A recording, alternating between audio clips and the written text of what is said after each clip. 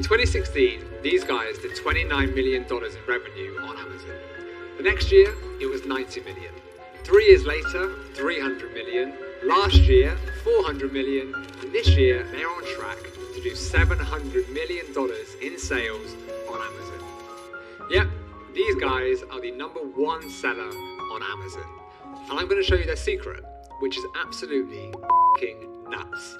But first, who are these guys? And did a game of ping pong really start a billion-dollar empire? Adnan and Jabran Nayaz came to America 20 years ago.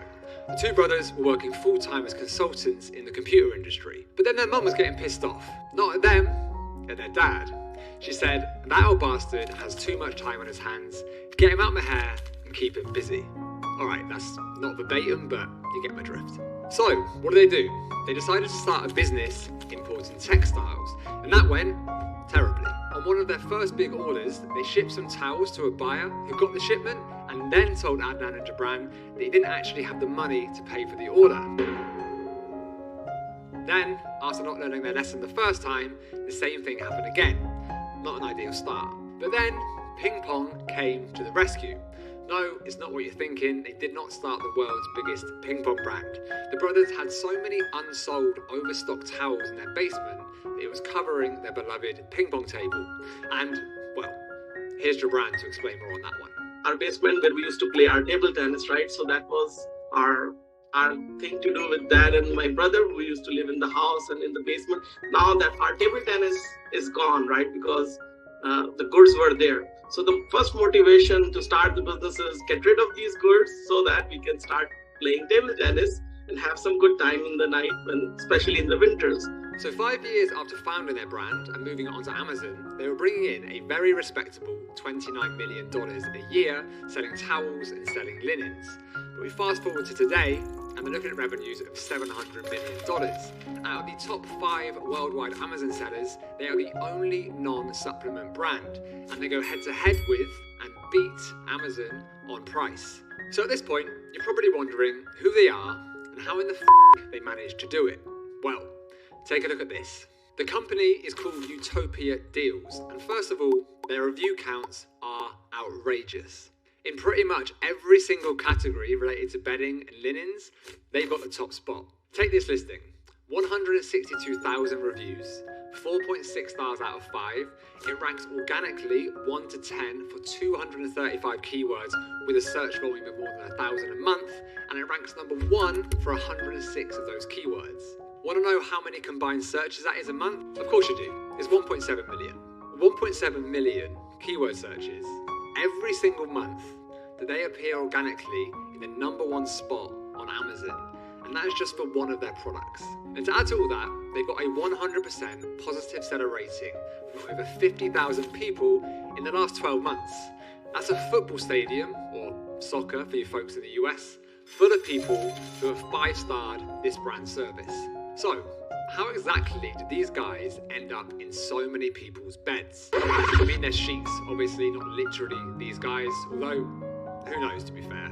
Having a billion-dollar business can't hurt your chances. So Utopia's big secret is that they do everything themselves. Everything.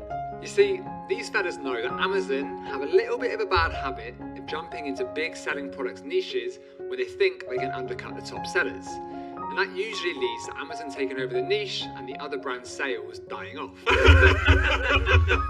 Well, Adnan and Jabran don't play like that. And while everyone else is playing checkers, the two brothers started playing chess. You see, Utopia took control of the entire supply chain. Starting with manufacturing, which they realised they could do much cheaper in their homeland of Pakistan rather than in China. So they started making their own polyester. And next they moved all of their weaving, cutting and packing in-house. Next, zippers. After that, poly bags, boxes, the stuff that you stuff inside of a pillow. Yep, they make that as well. When the business needed a special loom, they didn't like what the Chinese offered in quality and price, so of course, they engineered and built their own in-house. And why stop there? They didn't want to waste costs on a logistics broker or 3PL, so they handle all of that themselves as well. Now I know what you're thinking. Obviously this enormous production and inventory operation requires a hell of a lot of management. And thankfully, there's plenty of software solutions out there to fit the bill. But the brothers thought they were all shit. So, being developers themselves, they decided to write all of their own custom software. They say this means they can hold 50% less raw materials than their main competitors, saving a bunch on costs and allowing them to undercut everyone, including Amazon themselves, while still being profitable. This is the ultimate case study in vertical integration, and it's without a doubt the best example of leveraging Amazon's customer base that I've ever seen. People like to talk about platform risk, and it's true. Amazon can pull the rug out from you at any moment, but they're also your biggest ally. Utopia brands make just 2% of their sales off of Amazon's platform, and they have no intention of growing that. Can you blame them? I can think of 700 million reasons why they should probably carry on just as they are. Now, this might not feel like a realistic strategy to take for a lot of new sellers on Amazon. But then again, most sellers don't go on to be top of the Amazon food chain. However, this is such a mad story, there's definitely some things that we can all learn from it. Number one, never, ever underestimate the motivational powers of ping pong. I'm joking. Here's the first. Amazon are your friend, not your foe. Jeff and the team have built the single biggest and best e-commerce platform that this planet has ever seen. Use it to your advantage. Play the game, work the system, and get those sales ticking over. Number two, when things are working, double down. These guys got a taste of success, they realised they were onto something good, and they went all in. They reinvested big, and they built themselves a money printing machine. And number three, suppliers matter. Finding the right suppliers makes a huge difference. And maybe the traditional routes to market aren't always the best option for your products. Now, I'm not saying you've got to go out and build your own factory outside of China right away, but these guys thought outside of the box, and you should too. When me and Alex went to China recently, we got to have a proper look at how our products were made and see the real truth of what most factories and suppliers in China are really like.